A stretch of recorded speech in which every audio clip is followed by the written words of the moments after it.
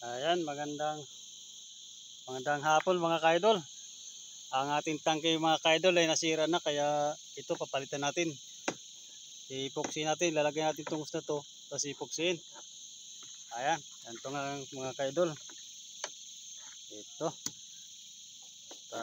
Talagang mahirap talaga pag wala na tayong pambiling tangke. Taga-taga lang muna natin to hanggat hindi tayo nakakaipon ng pambiling tangke natin. Tangke sa tangke sa makina. Wala, hirap ang buhay talaga.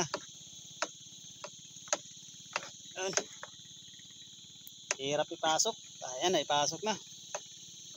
Ayan. At itong ganyan, ipoxy natin yan. Ayan, ipoxy natin ang panabi para hindi siya magtulo ang crudo natin mga kaidol. Ito. Ayan.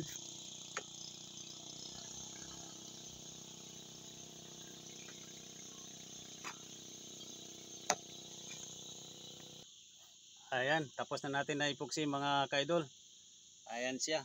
Bali, papatuyuin muna natin yan.